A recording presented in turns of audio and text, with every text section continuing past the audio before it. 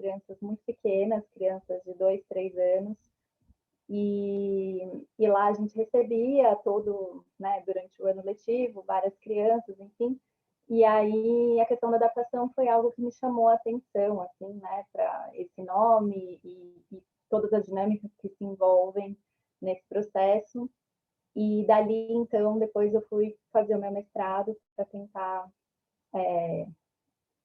entender um pouco mais, né, o que significa tudo isso, o que está por trás dessas dinâmicas, assim. Então, a ideia hoje é poder falar um pouquinho para vocês sobre essas tensões, talvez, né, porque não é um campo muito definido, não é um campo tradicional, se a gente parar para pensar, né, a questão da psicanálise e a educação, mas é um campo de muitas tensões, assim, né? Então a ideia hoje é poder pensar um pouco sobre essas tensões e, juntamente com isso, pensar um pouco a questão da adaptação como se ela fosse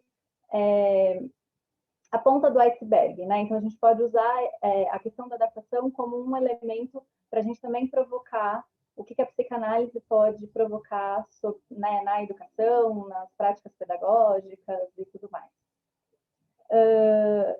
E aí a ideia, então, é eu falar um pouquinho para vocês. Preparei aqui alguma coisa meio escrita, uns tópicos, só para me organizar aqui, para não me perder muito.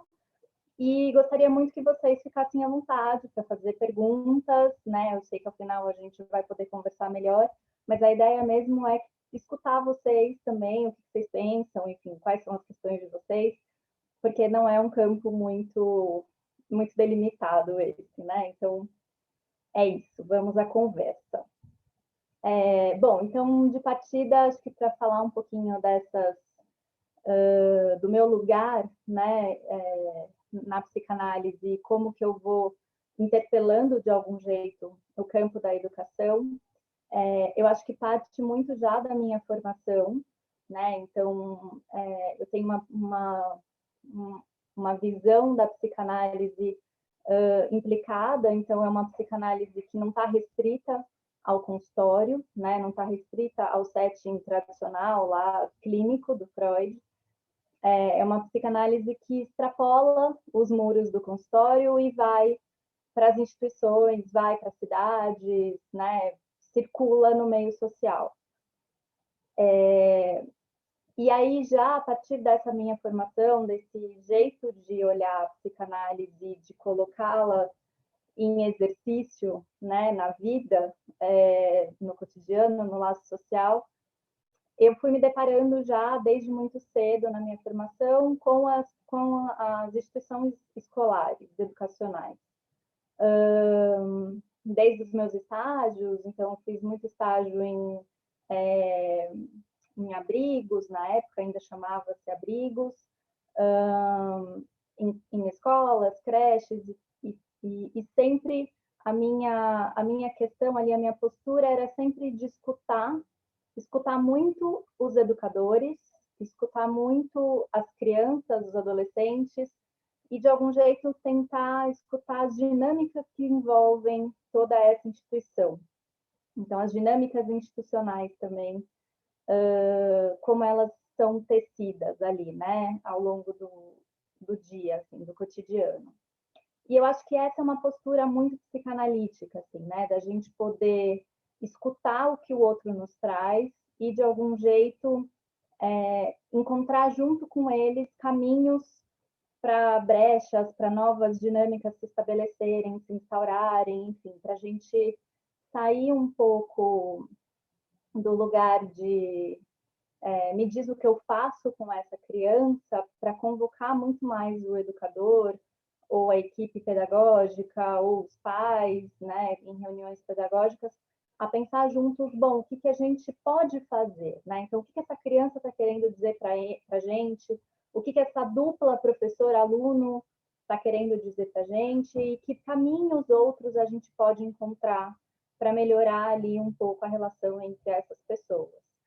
Então, eu sempre interpelei muito o campo da educação e sempre estive nos ambientes institucionais, educacionais, pautada por isso, pautada por essa escuta e por essa ética, talvez, de, de deixar vir do outro, assim, né? Em nenhum momento eu chegava dizendo faça isso, faça aquilo. Nesse momento agora, eu acabei de me lembrar de um professor que dizia, um professor lá da USP, que fala que a psicanálise na educação, ela está muito para dizer o que não se deve fazer do que o que se deve fazer, né? Então, é muito mais um lugar da gente provocar a pensar, né? Tentar entender o que está por trás do que está acontecendo, do que simplesmente chegar com receitas e diagnósticos e prescrições e, né, protocolos, está na moda agora, protocolos do que fazer, né? Então, eu acho que esse é um primeiro modo como eu entro nas instituições e, de algum jeito, isso marca, né, tanto o meu trabalho com as escolas, quanto o meu trabalho clínico também no consultório, assim, né? Porque também acho que um acaba alimentando o outro. Então, também depois que eu me formei na faculdade de psicologia, eu logo comecei a trabalhar numa escola, né, enquanto educadora, e paralelamente eu atendia no consultório.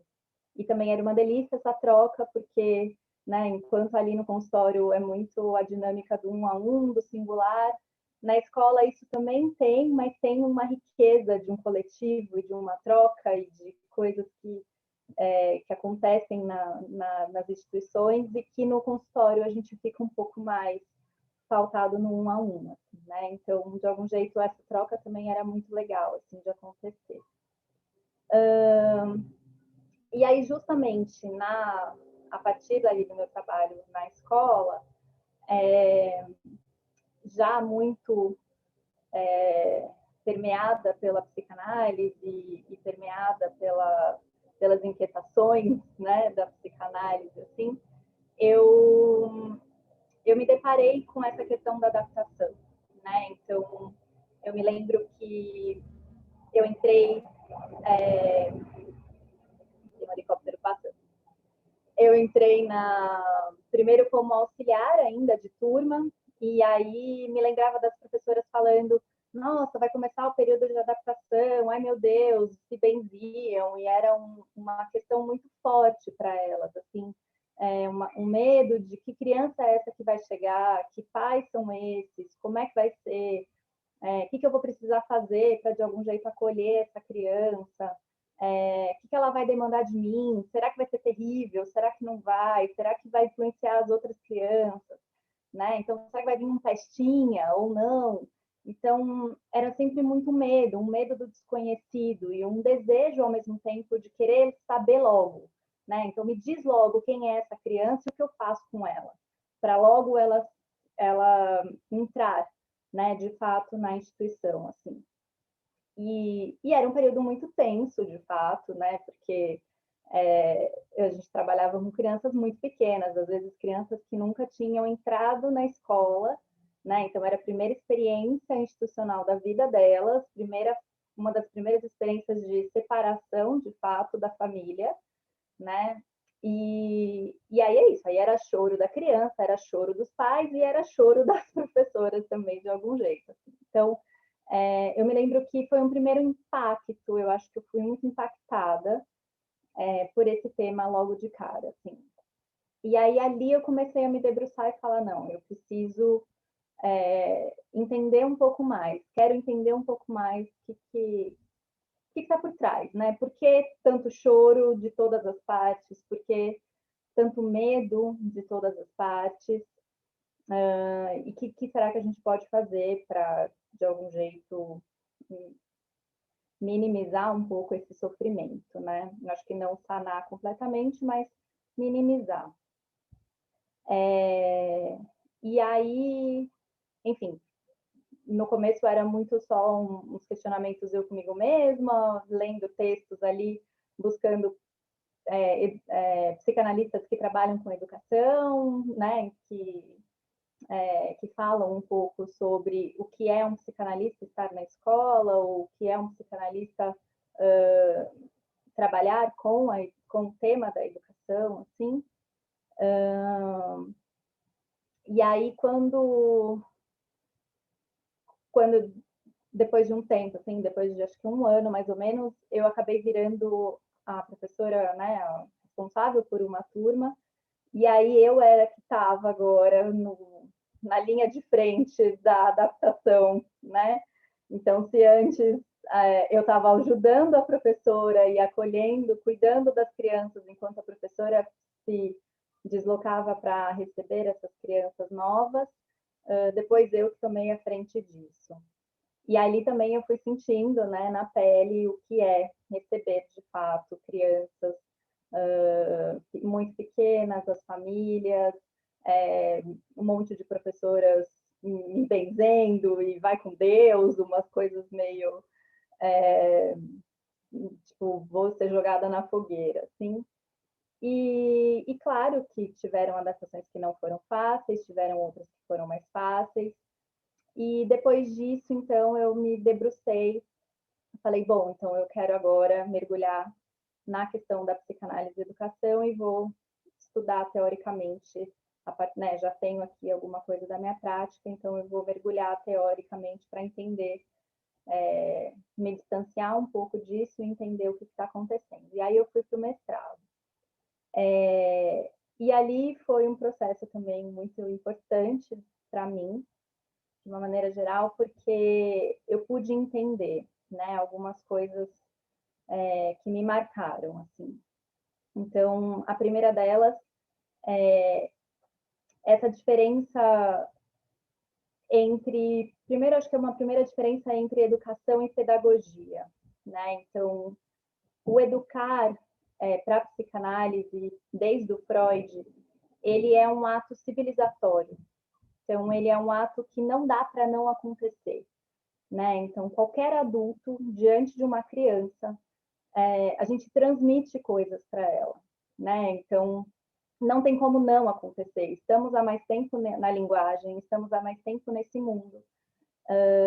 Não tem como, né? A gente fala, a gente olha para a criança, a gente põe roupa nela, a gente diz, vai para cá, vai para lá. De algum jeito a gente está educando, dizendo o que fazer e não fazer, transmitindo interdições, transmitindo uma linguagem para elas. Então, a educação não há como não acontecer.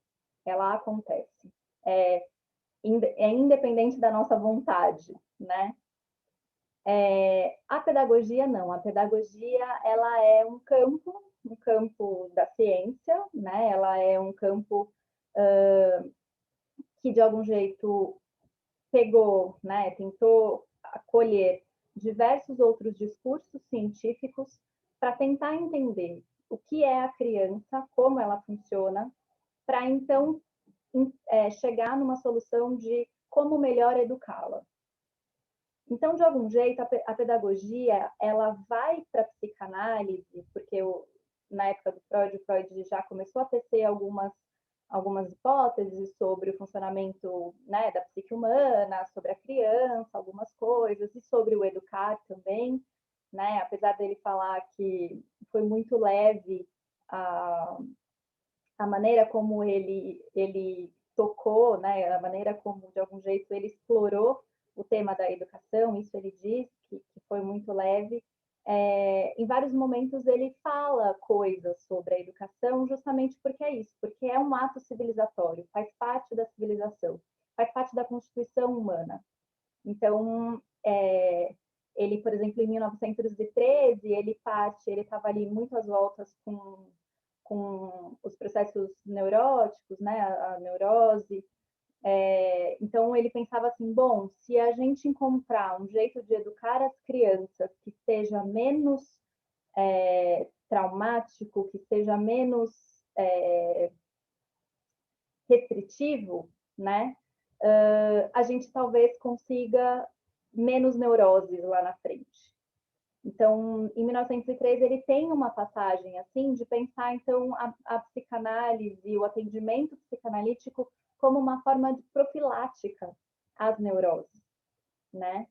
E em 1925, por exemplo, ele vai falar aquela célebre frase, né, de que educar, analisar e governar é impossível. Então, assim, é o mesmo Freud, né, falando da educação de jeitos opostos, de algum jeito, assim, né? Então, ele, como que em 1903 ele pensa numa educação profilática a partir da psicanálise e depois ele vai, né, em 25 ele vai falar, não, aqui é impossível, a gente pode fazer até um tanto, tem um outro tanto que nos escapa e não tem como a gente controlar tudo perfeitamente, né? Então, a maneira como Freud vai pensando a educação é de uma maneira sempre muito ambígua, ao longo de toda a obra dele. E isso fez eco nos pós-freudianos, né? Então, por exemplo, a própria filha dele, a Ana Freud, se alimentou muito, né, desse Freud mais do começo, né, de um Freud mais esperançoso com a educação e com a civilização, de algum jeito, com a própria psicanálise. E aí ela vai tentar pensar, então, maneiras de elaborar uma educação menos coercitiva, né, para ver se, de fato, isso tinha efeitos no processo constitutivo das crianças e acompanhá-las ao longo da vida e tal, para ver os efeitos disso. Ela até chega a fundar uma instituição com mais outras duas psicanalistas, amigas dela da época, e só que depois de um tempo essas coisas, por conta da guerra também, esses projetos são meio que deixados de lado, assim. Mas é isso, assim. Então a gente vê uma Ana Freud, ou mesmo o Hartmann depois, são vários psicanalistas que a gente chama mais da psicanálise do ego, né? Essa psicanálise mais voltada para o eu, e um objetivo de deixar a análise, né? Fazer com que a análise promova conhecimentos do sujeito, então que o sujeito se entenda, se compreenda e que ele controle seus instintos e se adapte de algum jeito ao social. E isso seria um sinônimo de saúde. Então, Hartmann, por exemplo, vai falar da psicanálise da educação, ele tem até um livro sobre isso.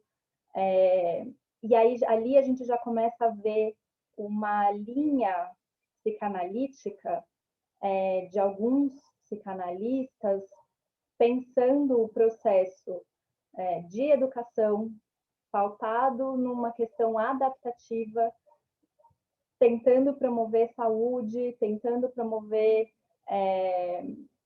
um bem-estar social para o sujeito e para a sociedade de um modo geral. Isso tudo a gente encontra no Freud, a gente encontra brechas no Freud para pensar uma psicanálise mais adaptativa, mais agradável, entre aspas, ao status quo, assim, né? Ao que a sociedade quer e ninguém quer mudar. Mas a gente também encontra no próprio Freud, e aí outros pós-freudianos também se alimentam disso. A gente encontra um outro Freud, mais depois de 1920, né? Depois da pulsão de morte e tudo, a gente encontra um Freud um pouco mais realista, para alguns pessimista, não sei, né? Que aí ele já começa a pensar na questão do mal-estar, na questão de que não há uma solução perfeita para todos os nossos problemas, de que não há um ego forte o suficiente para controlar tudo que vem de dentro e de fora, e que então não tem como a gente ter um sujeito completamente adaptado, né? Adaptado a todas as demandas externas e internas, né? Porque se a gente pensar, a gente tem ali pulsões internas que demandam satisfação e que muitas vezes elas vão em oposição ao que vem do social, né? E aí a gente pensa e fala, bom, então tá, temos aí um conflito, o que eu faço com isso? Né? Porque se eu dou vazão para um tipo de satisfação, não estou satisfazendo o outro lado. Isso gera um conflito muito grande para o sujeito, e aí a gente pode, se a gente pensar numa linha de uma psicanálise mais adaptativa, psicanálise do ego, enfim, o sujeito não está adaptado, o sujeito, né, não tem um ego forte o suficiente para dar conta desses conflitos. Então, a gente tem no próprio Freud, né, brechas para uma psicanálise mais adaptativa, que eu chamo, e tem também no próprio Freud, por exemplo, Lacan, a Doutot, que é uma psicanalista francesa que trabalha bastante com crianças, a Manoni, que são uns psicanalistas pós-freudianos, até um pouco a Klein, tal, que eles vão fazendo uma problemática assim de pensar tudo bem, né? A gente pode pensar que a adaptação ela é um tema civilizatório, constitutivo, mas ao mesmo tempo ela nunca vai ser completa e total, né? Então, a partir disso, quando eu me deparo, né, com toda essa exploração que eu tentei resumir para vocês aqui, essa exploração teórica, que se vocês quiserem, vocês me perguntam e eu aprofundo mais sobre isso. Então, assim, a partir dessa aproximação teórica toda que eu consegui fazer lá no mestrado, eu consegui entender que o que a gente, de algum jeito, a gente adulto, né, pai, mãe, equipe pedagógica, professores, todo mundo que trabalha na escola, o que a gente pede para uma criança, né? Então, quando a gente instaura um período de adaptação e a gente pede para ela se adapte, de algum jeito a gente está pedindo coisas impossíveis, né? Porque nunca vai ser uma adaptação total. E aí que eu acho que a gente pode pensar algumas coisas, assim, porque eu trabalhei a questão da adaptação no mestrado a partir de um conceito do Foucault, que é um conceito de dispositivo. Então, eu tomei, né, esse período de adaptação, que é esse período da entrada das crianças na escola, eu tomei como se ele fosse um dispositivo, ou seja, ele é composto de elementos ditos e não ditos, uma rede de elementos. E aí eu comecei a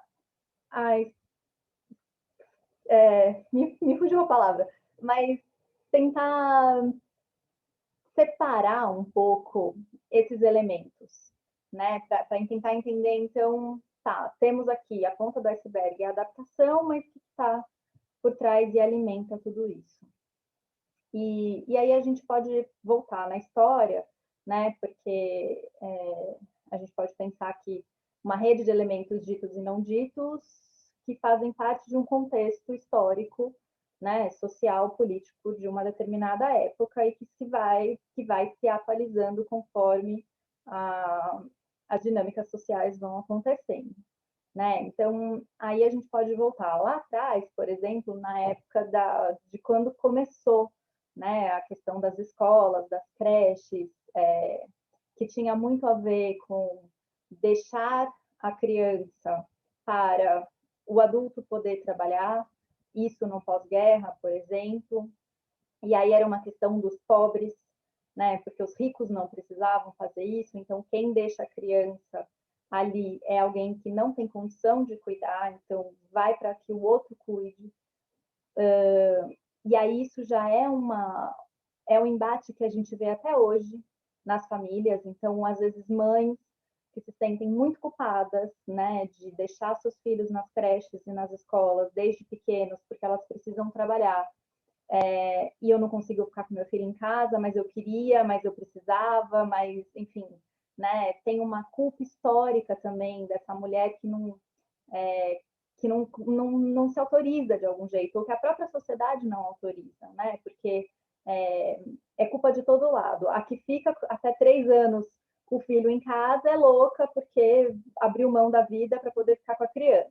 A que deixa a criança na escola com 6, 7, 8 meses, 1 ano, também é louca, porque onde já se viu abandonar o filho para deixar para os outros cuidarem, porque ela precisa trabalhar. Então, eu acho que aí já começa, né? Toda uma pressão em torno da decisão dessa família de deixar a criança na escola, e isso passa para a criança. Então, dependendo de como essa família costura a ideia de levá-la para a escola ou não, isso afeta como ela vai entrar na escola, né? Então, eu me lembro muito de uma mãe que ela ficava muito angustiada de deixar o filho dela na escola, porque ela não trabalhava. Ela trabalhava em casa. Então, supostamente, ela poderia ficar com a criança em casa. Mas é isso, se ela ficasse com o filho dela em casa, ela não conseguiria se dedicar completamente ao trabalho dela, ela trabalhava home office. Então eles decidiram levar o filho para a escola. O menino não desgrudava do colo dela, de jeito nenhum. A gente fazia de tudo, tempos e tempos, e ele não conseguia. Tanto que ela virou uma hora para a gente numa conversa de equipe, e eu participei da conversa, e ela falou: acho que eu não estou pronta para trazê-lo para a escola. Então ele não vai sair mesmo do meu colo, porque eu não quero que ele saia. Então não tem a ver com a criança, né? A criança estava ali só dizendo para a gente: minha mãe não está pronta. Se ela não está pronta, eu também não estou. Quem é louco de largar, né? A mãe numa situação dessa? Não, dependo dela, não dá. Então acho que esse é um primeiro elemento, um elemento histórico da gente pensar como a creche foi constituída, tanto mundialmente como no Brasil, porque o Brasil tem as suas especificidades sobre isso também, muito mais pautado por um preconceito e, ao mesmo tempo, também uma outra coisa muito forte, que é um segundo elemento que apareceu muito forte nessa rede, é a questão do higienismo. Então, ao longo da história do Brasil, teve um processo de tentar deixar a sociedade mais branca e mais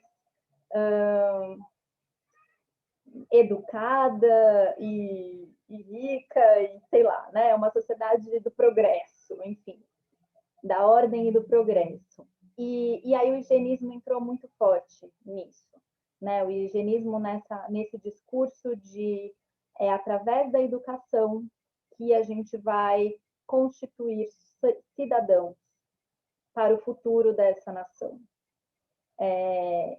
E aí é isso. Então, é uma educação muito pautada em discursos científicos sobre como cuidar e educar uma criança. E aí são discursos científicos completamente pautados na psiquiatria da época, que bebia um pouco da psicanálise, mas era uma psicanálise que veio para o Brasil, uma psicanálise pela porta de entrada da psiquiatria. E aí é uma psicanálise um tanto médica, mas um tanto também adaptativa, né? No sentido de um pouco da psicanálise do ego ali, então de deixar aquele sujeito forte para se adequar aos ambientes e reduzir sofrimentos, né? Então, a psicanálise, a porta de entrada da psicanálise no Brasil, ela se deu pela psiquiatria, né? Com Arthur Ramos, Durval Marcondes, e aí a própria, por exemplo, me veio na cabeça agora a Virginia Bicudo, que foi uma que estava junto com o Arthur Ramos e o Durval Marcondes, e eles fundaram aqui em São Paulo uma liga de higiene mental que era para a educação.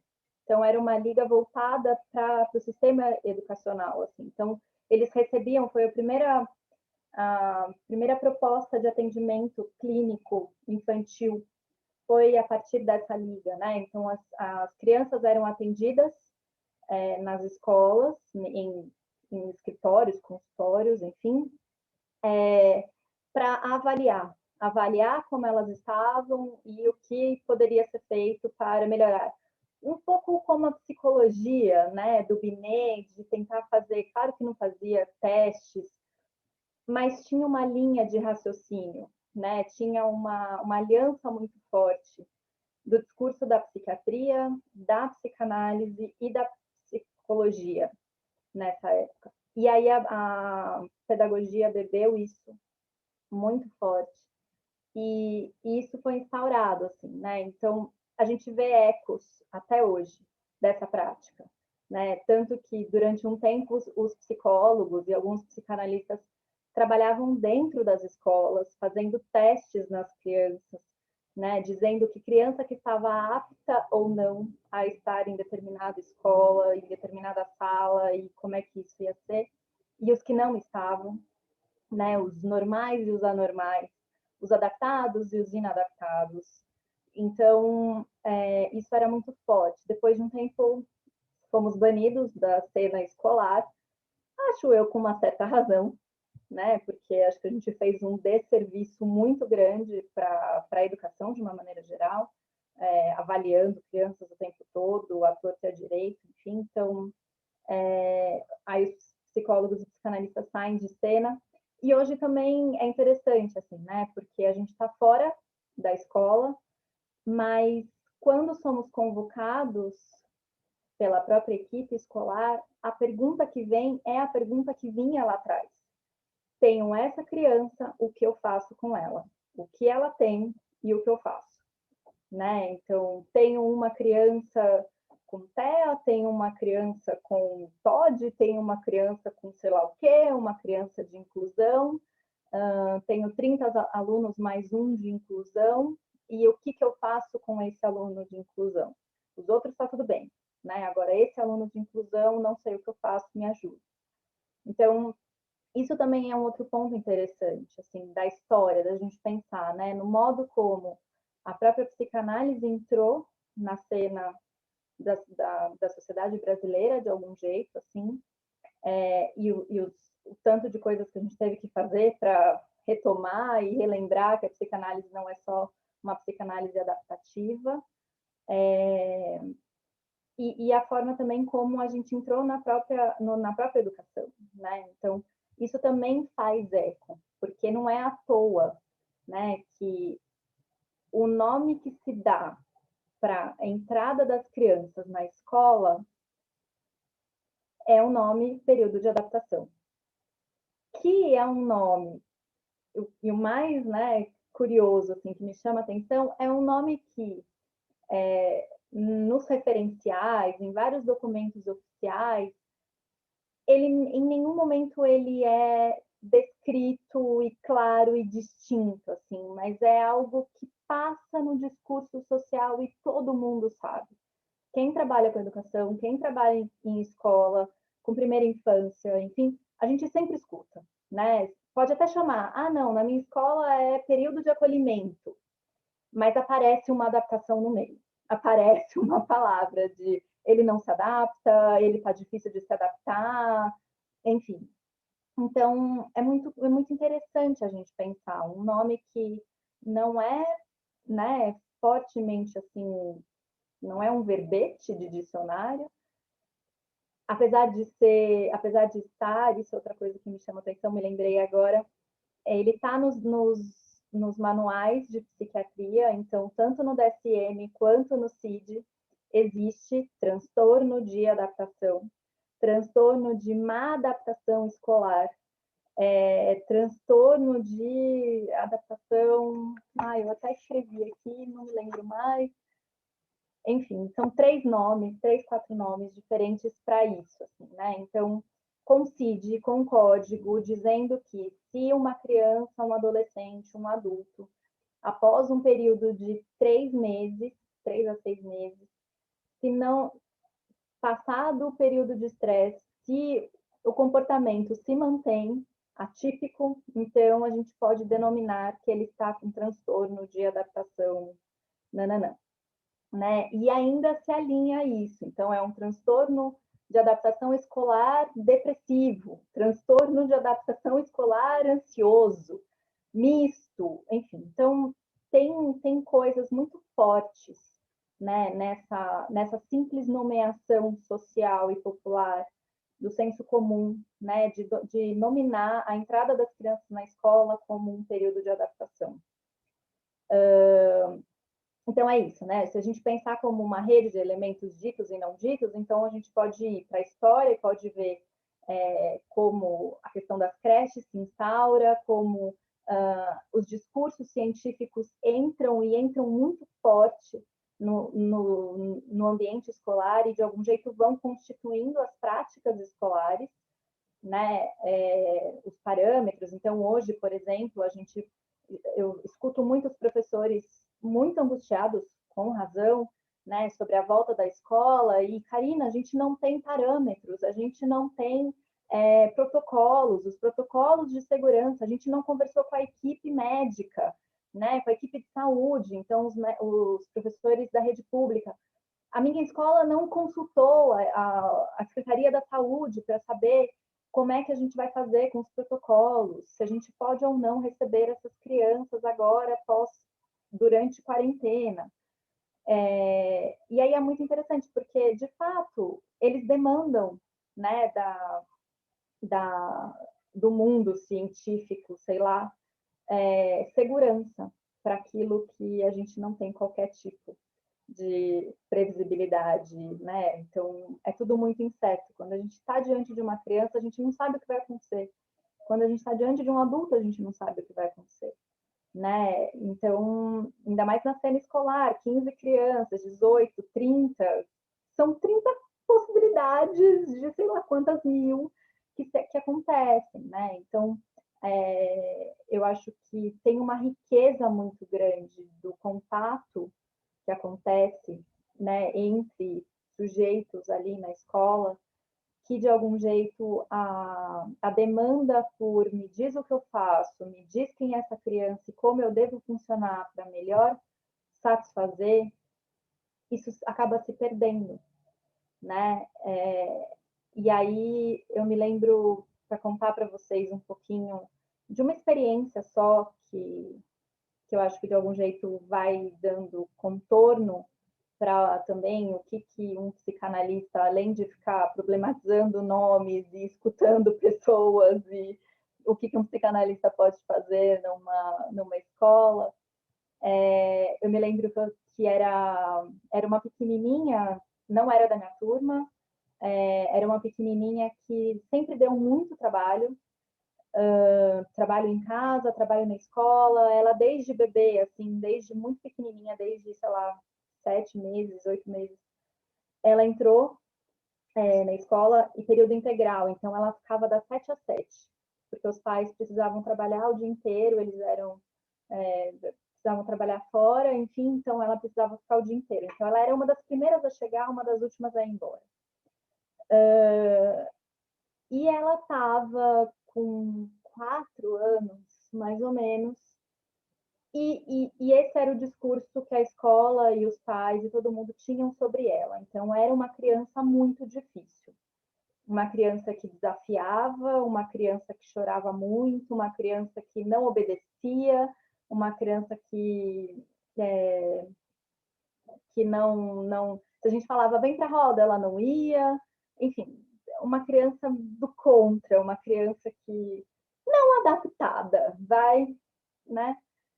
E aí, o que aconteceu? Teve um dia que era uma tarde muito, muito quente, de verão, assim, calor insuportável, e a turma dela estava dormindo e ela não queria dormir, então ela desceu para brincar lá no parque.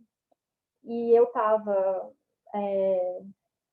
nem sei porque eu estava lá na escola esse dia, à tarde, e ela chorando, desceu chorando, chorando muito. E aí uma professora virou para mim e falou assim: ai, Cá, não estou dando mais conta, vê aí o que ela quer, porque eu não consigo mais.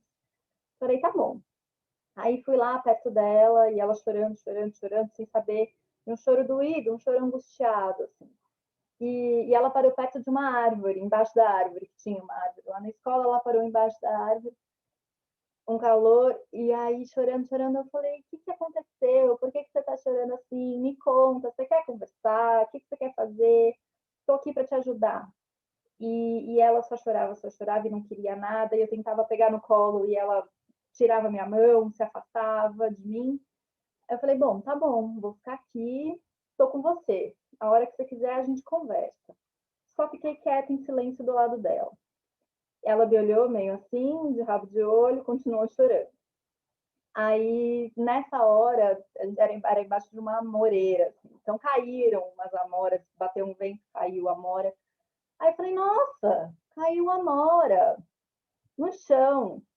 Aí ela olhou para mim e continuou chorando. Eu falei, bom, tá. Parou por 1 minuto, 1 segundo, beleza.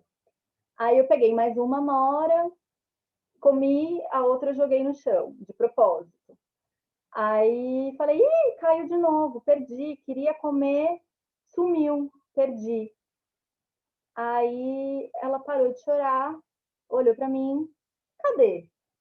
Eu falei, pois é, cadê? Perdeu, sumiu. Aí eu falei, você me ajuda a procurar? Aí ela, tá bom. Aí ela começou a engatinhar, procurar no chão, tinha um monte de amora lá, mas enfim, né? Qual era aquela amora que caiu? Sabe lá, mas ela estava atrás da amora que tinha caído, enganchou essa história. Aí a gente começou uma brincadeira de cadê achou ali. Pouco tempo depois disso, a turma dela começou a acordar, algumas crianças começaram a descer lá para o parque. Aí um pequenininho chegando perto, ela virou e falou assim: ah, a gente está procurando a Amora, fulano. Aí ele virou e falou: tá, não quero. E continuou brincando. Eu falei: bom, então vamos fazer o seguinte: vamos brincar de esconde-esconde. Fulano, se esconde, a gente vai te procurar. Aí ele saiu correndo para se esconder, eu e ela fomos atrás dele. Depois trocou, ela foi se esconder e todo mundo foi procurar. De repente virou uma brincadeira ali com crianças de 4 anos, uma brincadeira de 5 minutos no máximo, de esconde-esconde, mas que assim, né, para dizer para vocês que talvez por sorte minha, talvez também um tanto porque eu me dispus a estar ali do lado dela em silêncio, esperando o choro dela passar ou qualquer outra coisa acontecer, eu não demandei grandes coisas dela, né? Eu só me coloquei do lado dela e falei: tô aqui se você precisar. Tô vendo que você tá mal, você não quer falar, tô por aqui. Por sorte, caiu a amora, eu falei, caiu, perdeu, e as coisas se engancharam em uma brincadeira de acordar, né? Do cadê achou. De repente, eu consegui ligar para as crianças da turma dela, de repente ela estava brincando com a turma dela de novo, que era algo que ela não queria, porque ela saiu justamente porque ela não queria ficar com a turma dela, não queria dormir, não queria participar da rotina da turma dela, de repente ela estava de novo brincando com a turma. Parece pouco. Se a gente olhar, bom, são 5, 10 minutos, né, de uma menina sofrendo que conseguiu ficar com a turma durante 10 minutos. Parece pouco, mas talvez também foi muito o que aconteceu, né? Pensando em termos psíquicos, pensando em termos de abertura que a gente consegue oferecer, né? Porque eu acho que esse é um dos trabalhos do psicanalista, não só na escola, mas em qualquer ambiente, né? Que a gente consiga promover brechas de abertura, que a gente consiga promover abertura de inscrições para novas experiências, né? Que a gente consiga promover abertura para novas marcas.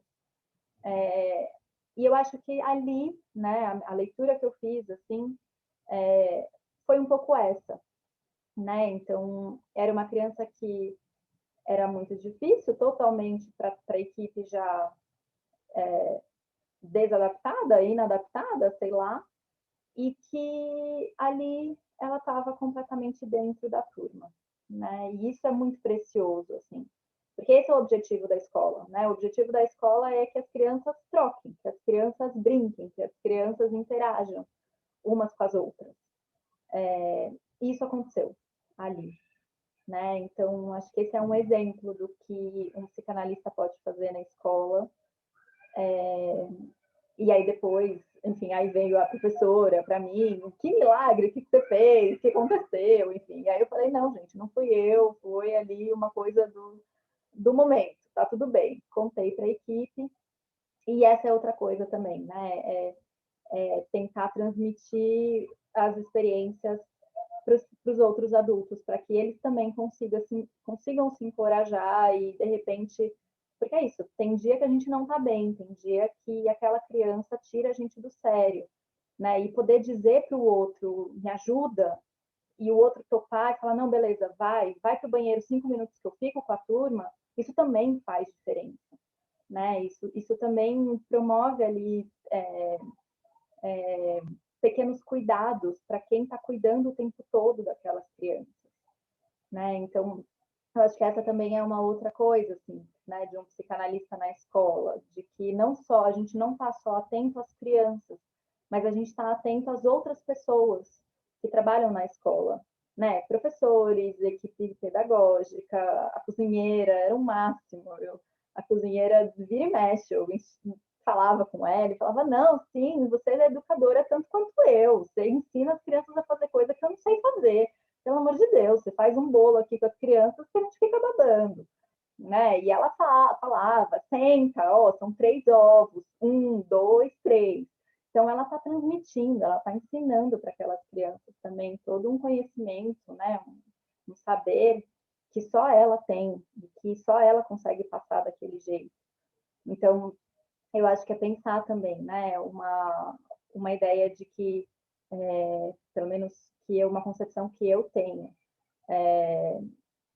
um adulto diante de uma criança, ele é um educador, ainda mais estando num ambiente educativo. Então, o porteiro, a faxineira, a cozinheira, enfim, a diretora da escola, administrativo, todo mundo ali de algum jeito interagindo com aquelas crianças, né? A gente está exercendo o nosso papel de, como diz a Hannah Arendt, de cuidar do mundo e cuidar das crianças, né? Porque esse é o papel de quem educa, é cuidar do mundo, para o mundo também não ser assolapado pelo novo, mantendo uma certa tradição, mas também cuidar desse novo que vem, para também não ser completamente, enfim, para não ser também assolapado de algum jeito, vai, pelo tradicional, né? Então, poder abrir brechas também sempre é muito importante.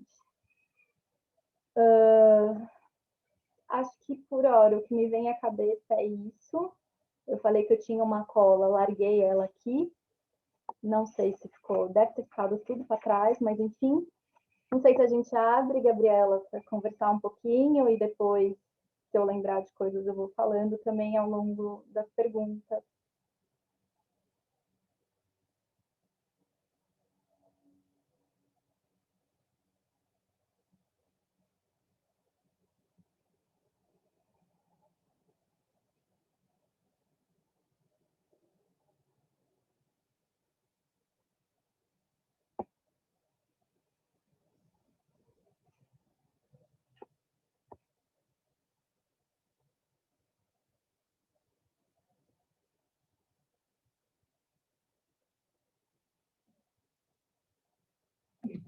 A primeira pergunta será feita pela Ana Carolina. Vou liberar seu microfone, Ana Carolina.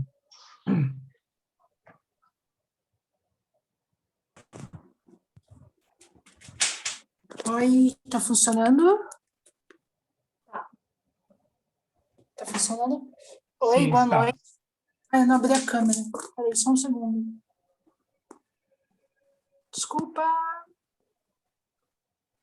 Blá, blá, blá. Oi.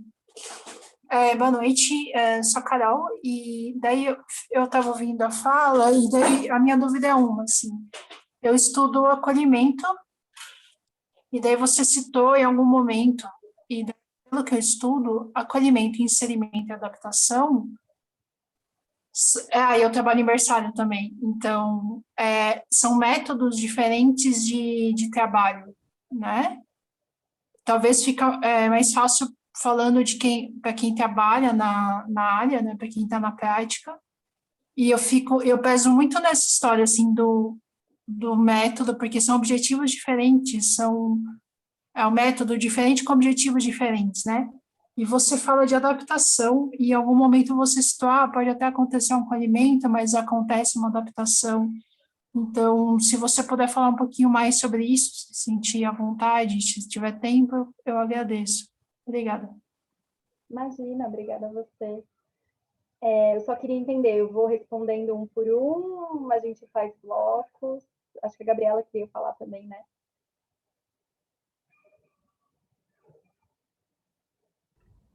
Peraí. Desculpa, a gente estava tentando me desmutar, é muito ruim ficar presa no mudo aqui. Karina, achei suas colocações super interessantes. Acho que vão surgir várias perguntas. Você pode fazer como você preferir, ou responder uma a uma, ou esperar ver o que surge e aí fazer um apanhado geral. Eu não sei como você fica mais confortável. Mas gostei, só para, enfim, abrir aí também mais conversa, gostei muito dessa ideia que você traz da adaptação com a adaptação, né? Dessa posição de adaptabilidade, ou a que serve a psicanálise, a que serve esse construto todo aí que você foi fazendo, e eu fiquei pensando muito nessa questão da adaptação à pandemia também, né? Como desse lugar necessário em que a gente foi convocado a se adaptar, né? Mas de alguma maneira sem que isso nos caiba exatamente também, né? Enfim, são só mais questões para a gente ir conversando. Então, não sei, fica absolutamente à vontade, se você quiser responder pergunta a pergunta, ou se você quiser abrir, enfim, para mais pessoas falarem, como você se sente mais à vontade. Tá. Acho que eu posso, então, comentar essas duas agora, e aí depois a gente abre para mais e vai fazendo uns blocos, de repente. Bom, primeiro vou responder, acho que é a Ana Carolina. Ai, me fugiu o nome dela, eu não anotei, desculpa. Sobre o acolhimento, né? O acolhimento, a adaptação, inserção, né? Também é um outro nome que de vez em quando aparece. Sim, né? Eu acho que existe uma tentativa de tecer práticas, né, um pouco diferentes para essa entrada das crianças na escola. Eu acho que no começo era mesmo um período de adaptação bem clássico, né, o nome, e que ao longo do tempo, talvez, até por alguns pesquisadores, enfim, algumas pessoas começaram a também, não sei se como eu, assim, mas tentar interrogar que nome é esse, por que esse nome, vamos tentar pensar outras coisas, porque é isso, assim, né, o nome, ele tem um peso, né, ele tem um peso nessa prática, ele tem um peso nessa dinâmica que está por trás. Então, não é qualquer coisa chamar de adaptação, assim como não é qualquer coisa chamar de acolhimento, tem diferença, né? Mas, aí eu não sei, acho que aí é uma questão da gente pensar quais são as suas sensações e a partir da sua própria experiência, assim, né? Mas do que eu consegui, até escutando outros professores, grupos de professores que eu faço, que eu participo, falando muito do tema da entrada das crianças, mesmo que tenha uma tentativa de chamar de acolhimento, que eu acho que é, né, uma tentativa de afrouxar um pouco as coisas, da instituição de algum jeito receber essa criança com muito mais cuidado, afrouxando mesmo ali os espaços, as práticas, para acolher, para receber no colo de algum jeito esse que vem. Em última instância, a gente pede para a criança que ela se ajuste e se adapte. Não totalmente, né? Acho que tem instituições que topam uma certa abertura, então, que não se ajustem completamente às dinâmicas institucionais, mas a gente pede para a criança que ela, assim, alguma coisa que ela se enquadre, né? Então, por exemplo, que ela aceite comer naquele horário com as outras crianças, que ela ponha o uniforme se a escola usa o uniforme, que ela participe da determinada atividade em tal horário. Isso são coisas ruins? Não, né? Eu acho que cada instituição, ela funciona, ela tem uma rotina, a rotina é importante, organiza a gente. Por isso que desde o Freud, assim, né? Do Freud otimista com a educação e o Freud pessimista com a educação, com o educar, a gente vê que é inevitável escapar desse tema se a gente está pensando em constituição subjetiva, se a gente está pensando em civilização. Então, para participar de uma civilização, a gente precisa abdicar de certas satisfações. E isso acontece na escola. Então, para você estar na escola, você precisa abdicar de estar no conforto da sua casa com o colinho da mamãe.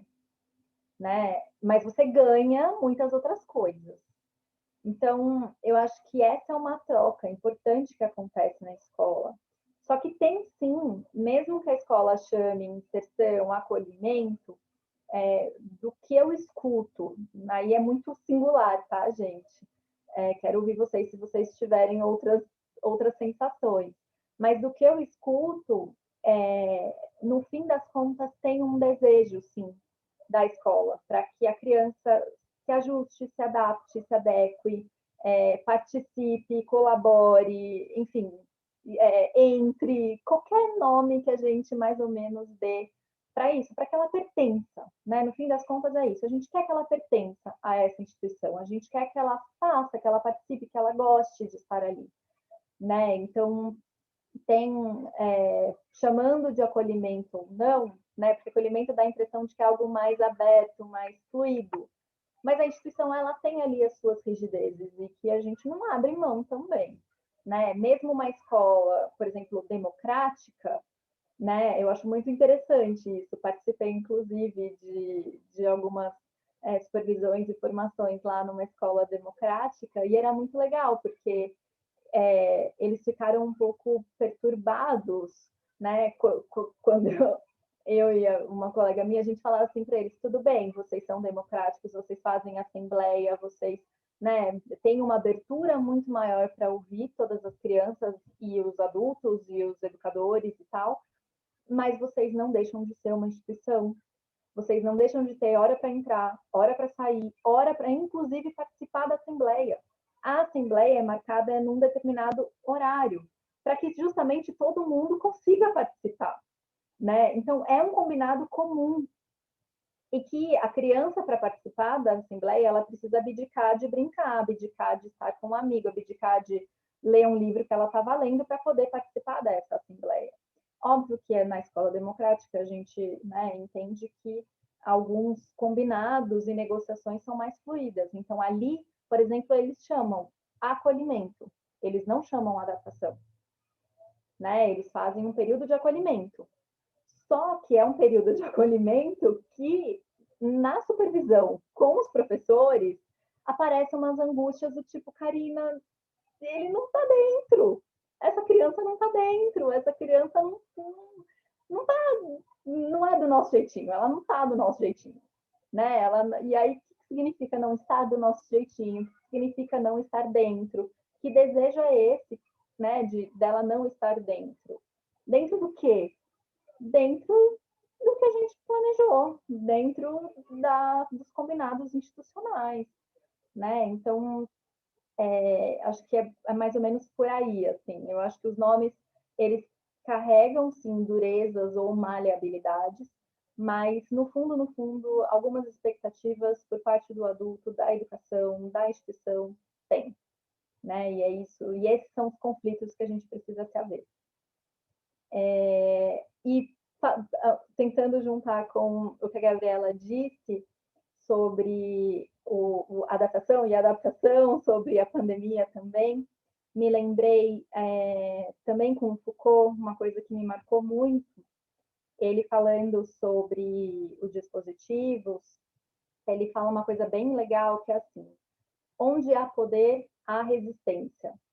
E isso eu acho bem psicanalítico também, né? Então, da gente pensar que o meu desejo para que a criança entre no discurso escolar, na dinâmica escolar, eu tenho um poder ali sobre ela, né? Um desejo e um certo poder sobre ela. Automaticamente vem uma resistência por parte dela, de não querer fazer parte disso, o que é, a meu ver, completamente saudável, psicanaliticamente falando, né? Do sujeito que resiste a se adequar e se ajustar e a ser completamente submisso ao outro. Então, tem uma singularidade aí que resiste, que isso é super importante de aparecer. E tem também um tanto da minha própria resistência, né? Eu não sei se eu quero que essa criança se adapte, se adeque, se ajuste e seja completamente acolhida e engolida, talvez, por essa escola, por essa instituição, por essa professora, por essa turma.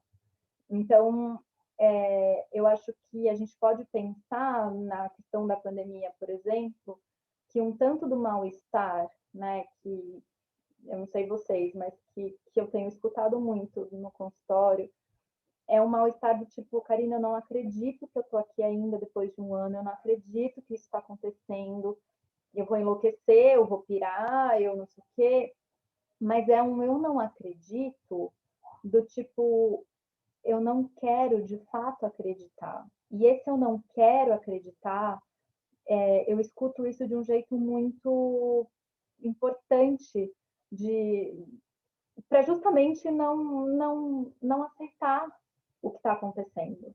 A gente não pode aceitar o que está acontecendo, né? Não é do campo do tá tudo bem, uma hora vai passar. Não, né? Então, da gente poder se interrogar, da gente poder brigar, questionar, se incomodar, resistir, né? Então, acho que um tanto desse eu não acredito no que está acontecendo é um tanto de resistência mesmo, né?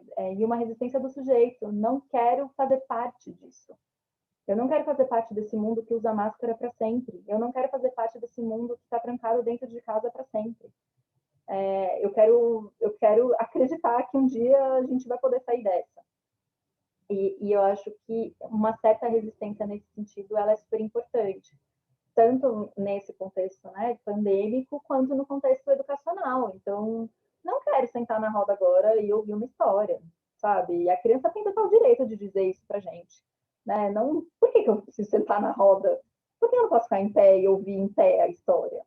Né? Por que eu preciso fazer tudo que você quer, do jeito que você quer, na hora que você quer? As crianças falam isso pra gente, né? E são falas muito bonitinhas, porque é um sujeitinho que está ali se constituindo e interrogando a gente, né? Então, acho que um tanto de resistência também é importante, assim. Então, onde há poder, há resistência, de ambas as partes.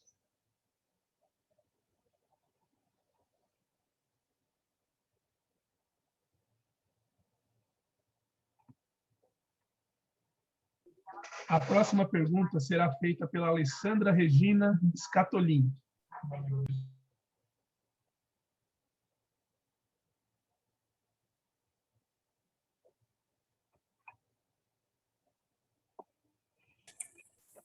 Boa noite. Espero conseguir fazer a minha pergunta de forma clara, né? Adorei a oportunidade de estar aqui com vocês e tenho muitas dúvidas. Eu trabalho na educação infantil, já trabalhei também no ensino fundamental e eu percebo a nossa dificuldade imensa é que dentro da sala se revelam muitas questões de cunho emocional das crianças e dos jovens, né? Situações em que nós somos colocados numa situação limite, numa situação problema, e que muitas vezes a gente não tem esse preparo ou esse olhar para o emocional. Então, até anotei as minhas dúvidas, não sei se vocês estão conseguindo me ouvir. Na sala, muitas vezes, essas questões emocionais, elas mostram para a gente que existem coisas da vivência da criança que se trata de conflitos, né, seja no âmbito familiar, mas que se revela no convívio da criança com os educadores e da criança com os próprios colegas, né? Então, a minha primeira pergunta é como a psicanálise pode ser parceira da educação para elucidar certos conflitos. Como o educador pode olhar para essas situações e perceber que se trata de uma demanda emocional e fazer uma boa intervenção, né? Para que ela, ao invés de destruir esse emocional dessa criança, desse adolescente, que ele possa edificar ou que ele possa fazer uma intervenção correta. Essa é a minha primeira dúvida. Pensando na escola como um ambiente de relação e trazendo a ideia de holding e de integração do Winnicott, como nós, educadores, podemos fazer desse ambiente um ambiente suficientemente bom, né, para a diversidade de crianças e de contextos familiares, né? Então, penso muito nessa questão da escola sendo um ambiente de fundamental importância para construir esse desenvolvimento emocional. Como que a gente pode estar preparado para fazer com que esse ambiente seja o mais acolhedor e o mais suficientemente bom possível.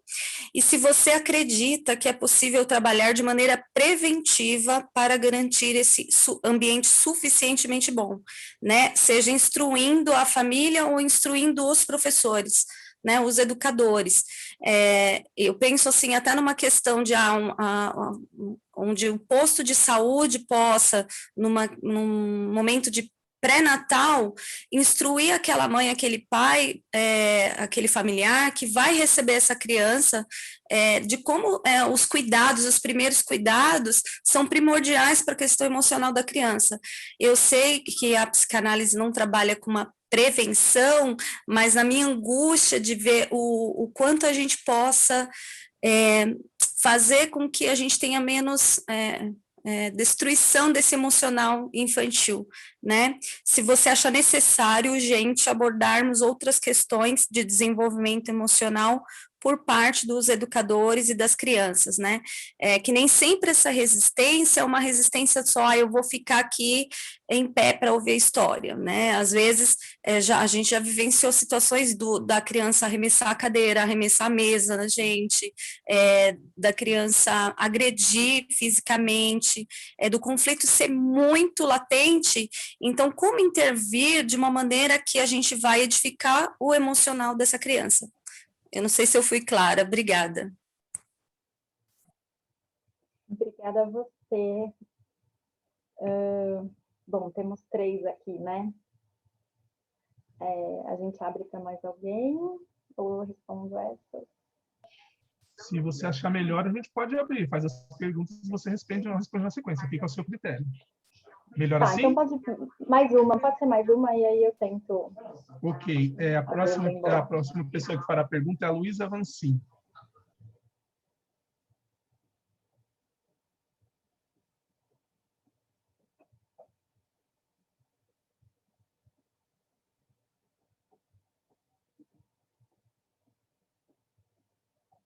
Eu liberei o microfone, Luísa, pode falar. Agora foi. Obrigada. Oi, boa noite. Bom, eu tenho 2 perguntas também, são simples, assim, mas eu queria saber se você já viveu isso, se teve algum caso. Sou recém-formada em psicologia e já trabalhei aí uns quase 2 anos aí também com educação infantil. Já fiquei com adaptação e já também fiquei mais com 4 anos, né? O primeiro se você acha que a expectativa dos pais, dos educadores e da escola em cima dessa criança, ela tem que se adaptar em 3 meses, afeta muito essa adaptação e como a gente pode contornar essa expectativa.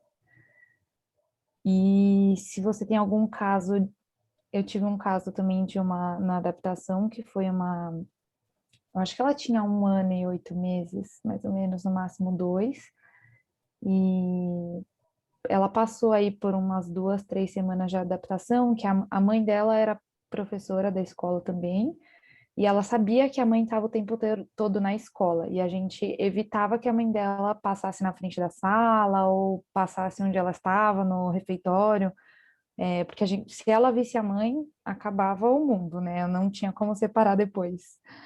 E no começo foi um pouco difícil também fazer com que a mãe não fosse até a sala, porque dava para ouvir ela chorando, assim, ela chorava 24 horas do tempo que ela estava com a gente não conseguia fazer ela se distrair, não conseguia fazer nada, e também tivemos que manejar aí essa mãe que ouvia o choro e ficava a angústia, eu imagino como deve ser, não sou mãe, mas de ir até lá e falar, não, eu quero pegar minha filha, eu quero abraçar ela, não quero mais que ela chore, como lidar também aí com como você consegue fazer essa criança parar de chorar. Imagino que tem um trabalho aí longo, né? Não é algo específico, mas se você já passou por isso, como você lidou. E obrigada aí, eu adorei as suas todas falas. Obrigada, Luísa. Bom, deixa eu tentar, então. Vou anotar aqui para não esquecer. Vamos lá. Vou tentar primeiro falar alguma coisa para a Alessandra. Alessandra, acho que primeiro de tudo, assim, né, quando você estava falando, né, das questões emocionais, que o educador não tem tanta condição, preparo, né, para acolher, escutar e lidar, enfim, manejar, né, tudo que vem das crianças e dos adolescentes. Super entendo isso que você diz, assim, e acho que é isso mesmo. Inclusive, me arrisco a dizer que, por exemplo, o Freud teve uma passagem que ele dizia assim que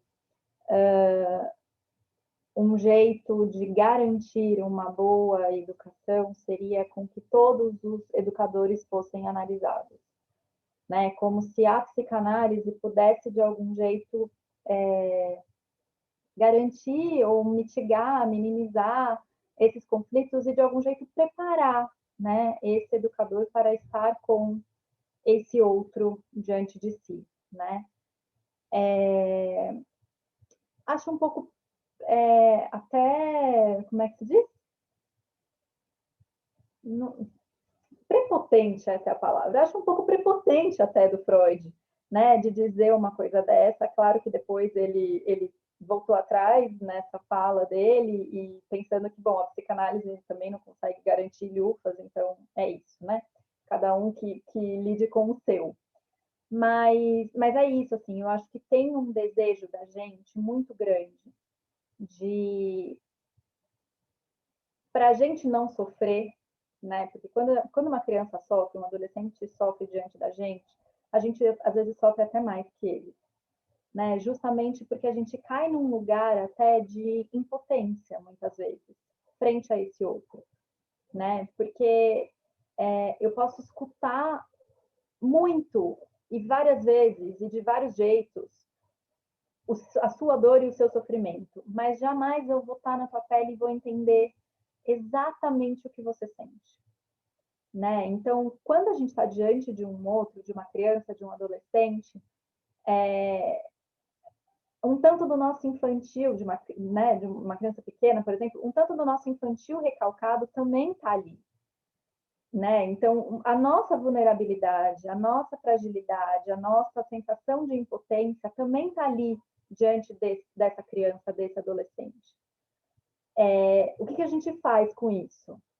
Bom, a gente pode sentar e chorar junto com eles, sabe? Assim, no nível de não dá para ter garantia. Então, é claro que a psicanálise, né, escutando pessoas, eu escutando professores no consultório, aos pouquinhos eles me dizem, quanto mais eu me conheço, de algum jeito eu vou me sentindo mais seguro para estar com o outro, né? Só que isso não significa que ele vai conseguir solucionar todos os problemas do aluno, ou que ele vai conseguir, né? De repente, um aluno, num dia de muito sofrimento, joga uma cadeira em cima dele, na direção da professora, que isso eu já ouvi, né? O menino adolescente jogou assim, a cadeira pegou nela, machucou, ela saiu chorando da sala. E ela está comigo há muito tempo em análise, assim, então você pensa, nossa, o que aconteceu? Bom, ela também é um ser humano, né? E ela também tem as suas fragilidades. Então, o que a psicanálise pode fazer em termos preventivos ou em termos de preparar, né, esse educador para lidar com as questões emocionais do que vem? Acho que a primeira coisa que eu digo no sentido talvez até de passar a mão na cabeça e acolher, é pensar que a gente não vai garantir tudo e que a gente não vai conseguir sanar completamente tudo. Então, assim, é um lance da gente reconhecer a nossa própria castração. Não dá. É humanamente impossível, sabe? Então, partindo disso, partindo do reconhecimento da nossa castração, né, do reconhecimento da linguagem, do desencontro da linguagem, o que você me diz não é o que eu escuto, o que eu digo não é o que vocês escutam, o que eu penso não é o que eu falo, e o que eu falo não é o que vocês escutam, ou seja, é muito lapso no meio do caminho. É a mesma coisa quando a gente está diante de uma criança, de um adolescente. Tá, Karina, mas, né, tudo bem, estou ali, reconheço minha castração, mas estou diante ali de uma criança que está sofrendo muito. O que eu faço? Bom, tentar acolher, conversar, escutar, chamar, às vezes pedir ajuda para a equipe, às vezes precisa mesmo encaminhar, né? Chamar os pais para conversar, encaminhar para um psicólogo, para um psicanalista, não no sentido de patologizar essa criança e esse adolescente, mas no sentido de abrir caminhos de cuidado, sabe? Acho que é um pouco nesse sentido, assim, é a gente esquecer um pouco que a psicanálise está ali para solucionar problemas e patologizar e diagnosticar. Não, a gente está ali para ouvir e abrir caminhos de cuidado, né? Então, eu não dou conta de tudo sozinha e eu preciso do outro. E é isso que a gente faz, e é isso que a gente ensina e transmite. Quando teve uma vez, era um estágio básico ainda, né? na escola, na faculdade, e eu estava com o pessoal do ensino médio. E aí um adolescente, estava muito, muito, muito, assim, questão em casa, família, enfim, era uma escola pública, a família dele era bem difícil. E o menino sofria muito, assim. E aí ele olhou, assim, um dia para mim e falou assim, nossa, não tá rolando, não tô dando conta. Não vou dar, ele falou, não tô dando conta de tudo. Uma coisa nesse sentido que ele disse para mim, não me lembro exatamente, eu virei para ele e falei assim, eu também não dou conta de tudo. Quem dá? Tipo, nesse jeito, nesse deboche, sabe? Assim, aí ele olhou para mim, é mesmo, né? Quem dá? Falou. E saiu. Sei lá que virou na cabeça dele. Mas é isso, assim, né? É um tanto de eu dizer para ele, olha, às vezes está tudo bem, a gente não está bem. Às vezes é difícil mesmo, e às vezes a gente precisa contar com o outro, porque a gente não dá conta de tudo sozinho. E aí você fala uma coisa, né? Tentando dar conta das, das confusões todas emocionais e das demandas, porque sim, o professor recebe demanda de todo lado, porque é demanda dos adolescentes e das crianças, demanda dos pais, demanda da equipe, demanda da própria família, é demanda de todo lado, né, que o professor precisa dar conta. E óbvio que a gente vai se sentir insuficiente, incapaz, imperfeito, incompleto e não vou dar conta. Óbvio que a gente sente assim, porque é muita demanda para satisfazer. Mas aí você fala uma coisa que é brilhante, que é exatamente isso, né? O conceito do Winnicott de suficientemente bom, né? Então, essa mãe suficientemente boa que o Winnicott diz, é essa mãe que reconhece a própria castração e que consegue abrir espaço para o bebê, um espaço para ele ser ele, né? Então, não é aquela mãe que a gente adivinha algumas coisas no começo, porque o bebê não consegue dizer para a gente se ele está com fome, com sede ou com frio. Então, a gente pressupõe, a gente enlouquece, né? Segundo o Winnicott, a gente pressupõe. Acho que é fome, acho que é frio, acho que é sono. A única resposta que a gente tem do bebê é se ele para de chorar ou não, se ele se acalma ou não. E aí a gente vai para outra suposição, e outra suposição, e outra suposição. Chega uma hora que a gente começa a abrir espaços de esperar esse bebê dizer para a gente o que é, mais ou menos, né? Se a gente acertou ou não. E essa espera já é uma espera de uma mãe suficientemente boa, porque é uma espera que diz assim, tá, eu não sei tudo. Ele não é um pedaço meu, ele é outro. Se ele é outro, ele é diferente, ele é uma alteridade, né? Então eu não posso saber, ele não tá mais na minha pele, ele não tá na minha barriga mais, não sei o que ele está sentindo, ele precisa me dizer de algum jeito. A mesma coisa na escola, né? Então, fazendo esse paralelo para o ambiente suficientemente bom escolar, é esse ambiente em que um professor consegue reconhecer que ele não é todo, ele é só uma parte. Ele é uma parte de uma rede. Então, ele é uma parte de uma rede de discursos, ele é uma parte de uma rede de dinâmicas, ele é uma parte de uma rede de pessoas que circulam ali. Ele não precisa ser todo, né? Então, eu acho que isso, por um lado, acalma, Por outro também angustia, porque é isso, né? Na nossa onipotência a gente quer ser todo, a gente quer ser inteiro e resolver tudo, né? Mas não dá. Então, eu acho que é isso. Eu acho que quando vier demais todas as demandas, acho que é pensar um pouco no calma, suficientemente bom, eu não sou toda, ele não é todo, isso que está acontecendo não é tudo, são partes. E o que a gente faz com essas partes, né? E como que a gente vai costurando essas partes para, de repente, caminhos novos se abrirem. Não sei se respondi, mas é isso que eu tenho para dizer. Sobre a Luísa, expectativas dos pais, né? E a questão da adaptação mais longa, mais prolongada.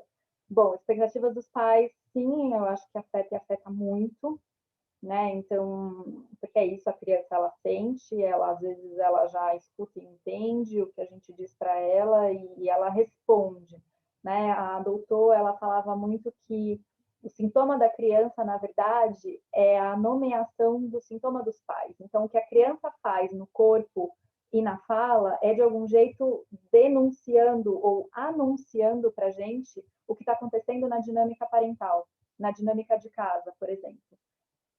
E acho que é um pouco por aí nessa transição, né? Porque a gente pode pensar a adaptação enquanto esse espaço transicional, pensando lá no Winnicott de novo, né? Então, é esse espaço de transição entre um ambiente muito aconchegante da casa para um ambiente mais aberto, um ambiente público, né? Então, dependendo de como os pais, dependendo de como a família topa, entende e sustenta isso para eles mesmos e para a criança, isso faz toda a diferença, né? Então, aquele casinho que eu falei, né, do pequenininho que ficava grudado na mãe e não largava de jeito nenhum.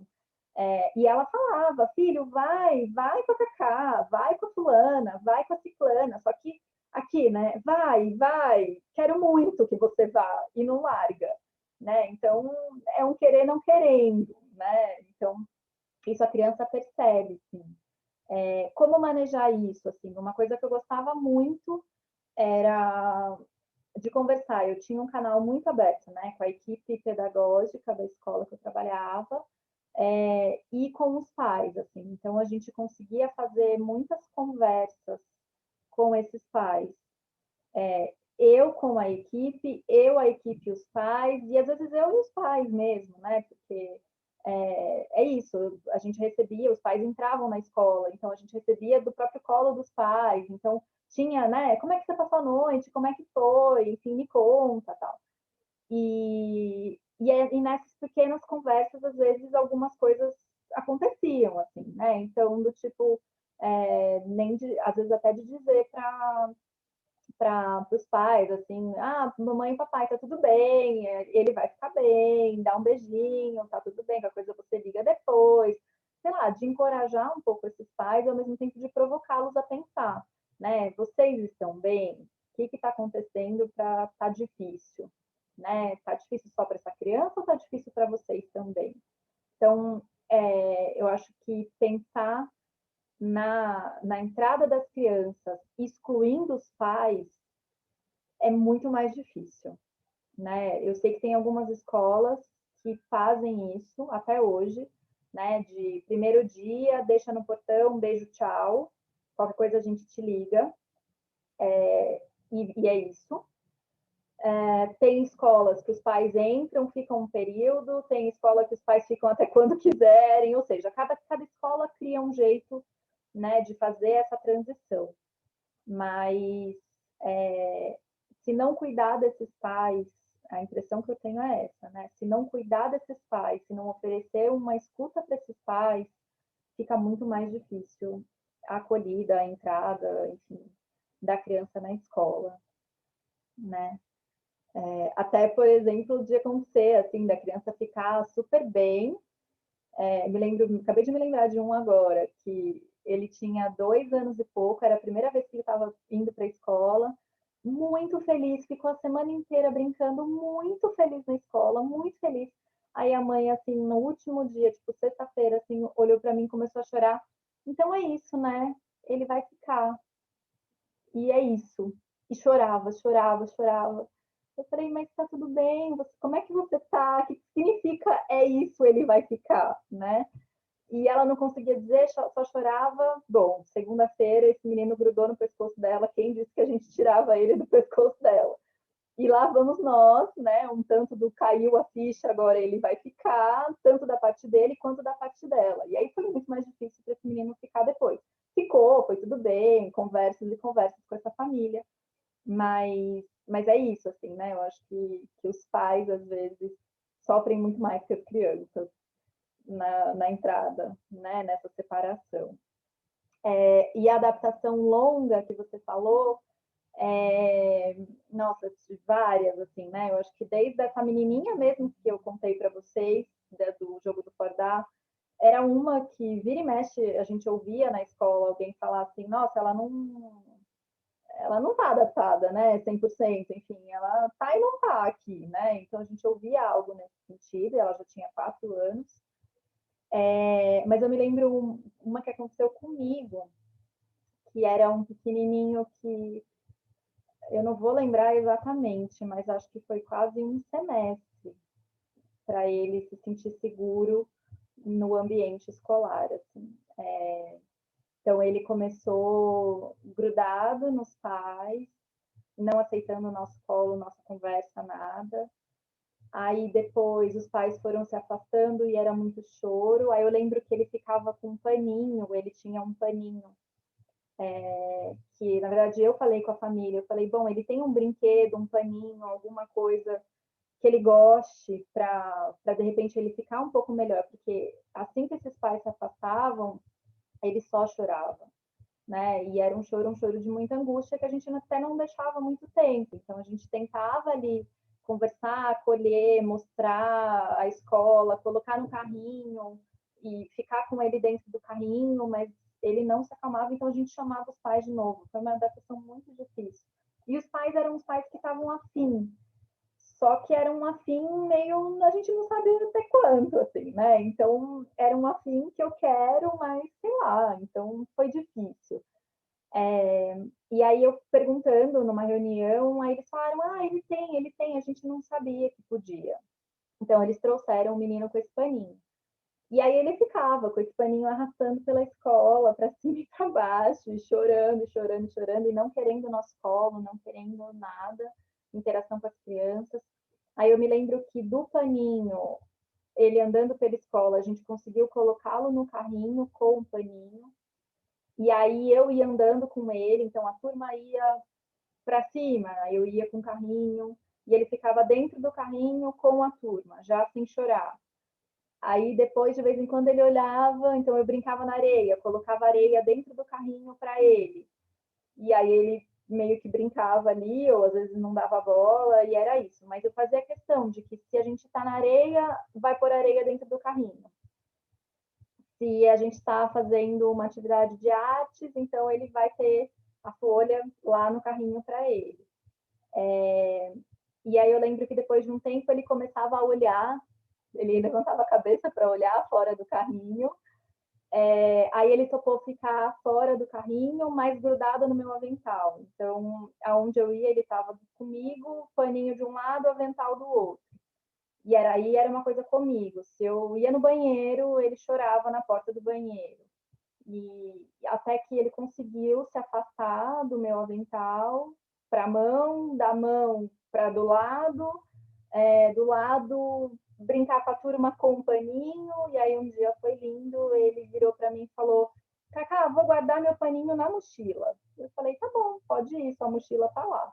Ele foi sozinho, guardou, eu falei, qualquer coisa, seu paninho tá na mochila. Ele falou, tá bom. De vez em quando ele ia lá, abria a mochila, cheirava o paninho, voltava, enfim. Mas é isso, assim, então, pensando no Winnicott nesse processo de transição mesmo, né? Eu acho que foi uma adaptação de quase um semestre, de muito cuidado e de muita transição. Então, uma coisa que eu não abria a mão era dele ficar perto da turma, né? Mesmo que ele estivesse no carrinho ou mesmo se ele estivesse grudado no meu avental. Mas é isso, é aos pouquinhos esse singular fazer parte desse coletivo, sem abrir mão do coletivo por conta desse singular. esse é o desafio de qualquer professor, né? E era isso que eu tentava ali com essa criança. Eu acho que essa foi a mais longa que eu vivi, mas eu sei que na escola tiveram outras mais ou menos por aí, assim, também.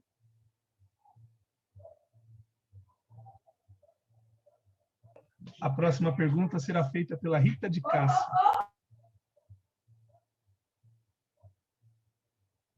Liberei o microfone, Rita. Você pode fazer a pergunta. Oi, boa noite. Obrigada. Obrigada, pessoal do suporte, que sempre auxilia muito. Obrigada, Karina. Muita reflexão. Eu atuo na clínica e recebo as crianças que as escolas, às vezes, enviam, né? Por questões de aprendizagem. E penso que a Luísa antecipou um pouco o que eu tenho vontade de perguntar. Mas vamos lá. A gente falou muito dos pais que são muito acolhedores, que são muito afetivos, que estão bem vinculados, que trazem essa dependência emocional na criança e a escola precisa atuar com isso. Eu fiquei pensando o contrário disso, né? Porque às vezes a gente recebe criança também no consultório. Também já trabalhei com adolescentes, né, em sistema educacional, mas vamos voltar. Crianças que chegam no consultório, os pais não validam o nosso trabalho. Eles sabem que precisam, né, eles sabem que nós somos o caminho de alguma escuta, de alguma ajuda, mas eles não validam, eles não fazem uma parte. Queria saber como cuidar, e tem alguns casos até na adolescência, né? Tem um jovenzinho de 15 que eu atendo que a gente não sabe o que essa família faz, né? Porque ele é muito independente, tá com diagnóstico de depressão, inclusive. E se era difícil para a escola, agora a escola é o melhor cenário dele, né? Porque a gente trabalha tudo isso. Como trazer esse pai, ou como implicar esse pai? Queria saber um pouquinho sobre isso, complementando aí o que a Luísa já antecipou. Muito, muito obrigada, viu, Karina, Gabriela, muito interessante. Obrigada, Rita. Mais alguém, Sandro? Sim. A próxima pergunta será feita pela Giovana.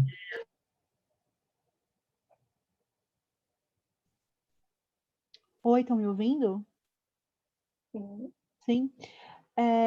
Karina, eu queria perguntar sobre duas questões. Uma é vou chamar de período de adaptação usando a nomenclatura que a gente está usando aqui, que é muito pouco discutido em educação, mas que tem uma carga emocional bastante importante, que é o período de transição entre o Fundamental 1 e o Fundamental 2, ou seja, aquele período em que as crianças deixam de ter apenas 1, 2 professores do máximo, normalmente o professor representante de sala mais os especialistas só, e passam a ter muitos professores.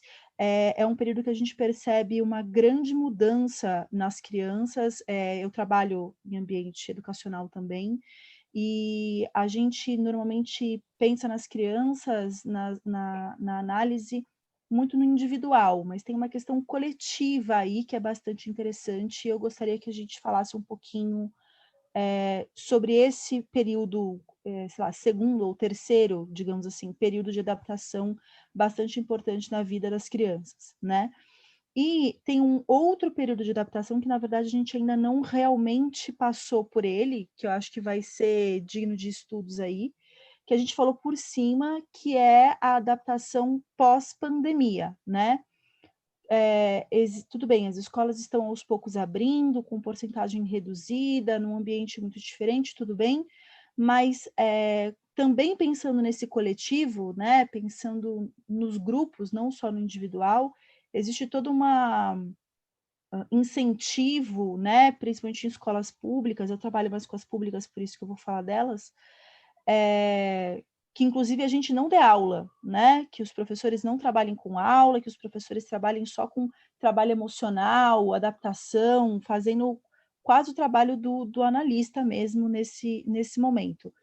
Mas a dificuldade eles não querem mais, né, eu estou fazendo aqui uma generalização, muitos deles, principalmente adolescentes, não querem mais estar na escola, né, porque entendem todo uma liberdade, eu estou colocando entre aspas aqui, né, uma sensação de liberdade que o não ir para a escola traz. Então, como auxiliar e como estar nessa nova adaptação, que é a retomada da escola?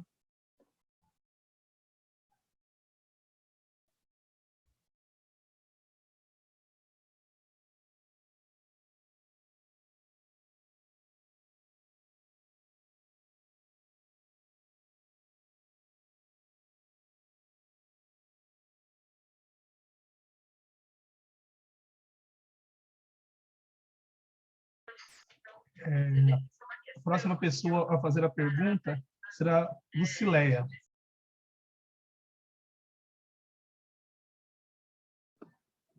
Boa noite, muito obrigada. Foi muito bom tudo que foi dito, mas me tocou a questão da garotinha que você falou, que fica das 7 às 7 e chora copiosamente, um choro triste, e isso é a realidade de muitas crianças. Isso será que é uma não adaptação? Ou isso é simplesmente uma dor de ninguém perguntou para ela se ela quer estar ali esse tempo todo, porque até na Disney, se você fica 12 horas, você quer ir para o hotel, você está cansado, né? Até na Disney. E nenhuma escola chega a ser uma Disney. E tem muita demanda em cima de uma criança. Então, muita regra faz isso, faz aquilo, tem que ser tudo igual, a criança não pode ter a vontade dela, porque senão, epa, vem aqui, volta. Então, assim, é a não adaptação, ou ninguém escuta, ou então a criança não consegue expressar essa dor de querer fazer alguma coisa por ela mesma. Eu não sei se tudo não é adaptação, né? Eu fiquei pensando nisso, porque é bem complicado, né? Se até na Disney a gente quer, de repente, parar um pouco. Muito obrigada.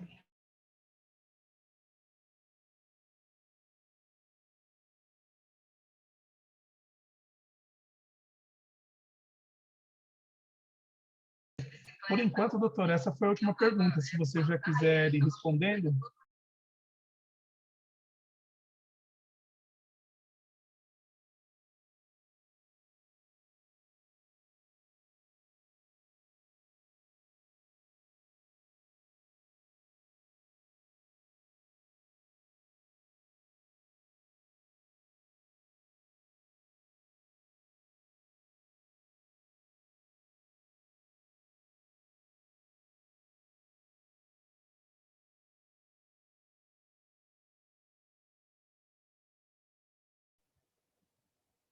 Oi, vocês me escutam?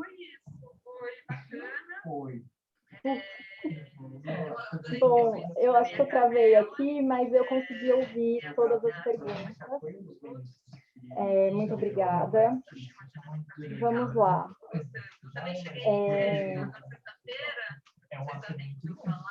A Rita, né? Então, não reconhecimento do trabalho.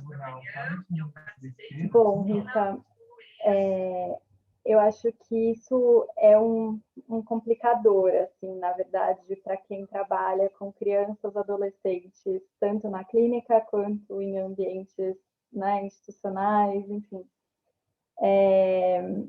Eu lembro de uma supervisora dizendo assim para mim que, de algum jeito, os pais, às vezes, colocam um limite real na gente, né? Então, por mais que eles reconheçam a importância, como você disse, né? Eu acho que às vezes tem muito medo do que vai vir, tem muito medo que as dinâmicas que a análise, as mudanças que a análise vai promover, enfim, né? Os buracos que a gente vai mexer e muitas vezes, mesmo eles sabendo que é bom, que é necessário, ou até os adolescentes, às vezes alguns adultos até, né, nas análises, olha, Karina, eu sei que eu preciso, mas eu não estou dando conta agora, né? Então, é muito comum, assim, às vezes, por mais que a gente escute os pais, converse, traga para pensar, inclusive nomeie, né? Que medos são esses? E por que você está querendo tirar seu filho da análise nesse momento? É o melhor? O que está acontecendo? Tem hora que eles dizem para a gente do tipo, bom, cheguei no meu limite, é isso, não dá mais para mim, né? E aí põe culpa em qualquer coisa ou nem põe e é isso, e tira. Então, eu acho que é um tanto do nosso limite real também, né? Não só na clínica, mas nas escolas. Então, às vezes acontecia de famílias, quero muito deixar meu filho aqui, chega um tempo, não consigo mais, não é isso, não quero, obrigada, e tira. Né? E a criança super bem, brincando, tal. Então, acho que tem um limite mesmo, assim, né? Um limite do real, assim, que por mais que a gente tenta manejar, a gente tenta fazer o que é possível, mas às vezes não dá e eles tiram. E a gente fica, às vezes, até com o coração na mão, assim, né? Até uma sensação de, eu queria que continuasse, estava tão legal, eu queria brincar mais, né? E acabou o tempo. Então, eu acho que com os pais, assim, eu costumo, né? Sempre trazê-los muito para participar, né? Horários diferentes, mas eu costumo escutar muito esses pais, acolher esses pais, conversar muito com esses pais.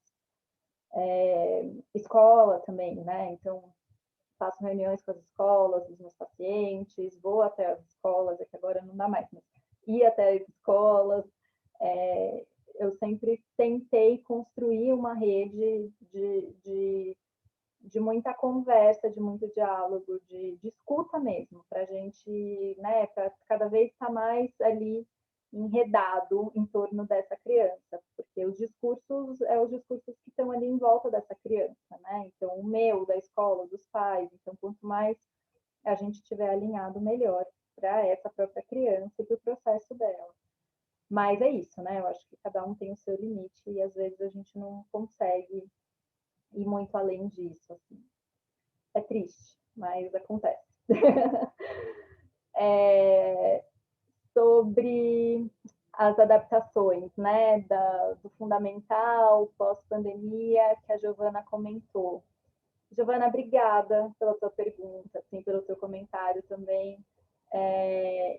Fico feliz porque é isso, assim, né? Eu acho que a adaptação não é só essa primeira adaptação, que é a entrada das criancinhas pequenas no ambiente escolar, mas são várias ao longo da nossa vida, inclusive, né? Então, mudança de trabalho, mudança de casa, enfim, tudo requer da gente mudança de país, né? Ou mesmo uma viagem para Disney, como a Lucélia estava dizendo, requer da gente um pouco, né? De um esforço da gente se ajustar, se adaptar, enfim, de pertencer um pouco àquela linguagem, àquela dinâmica, né?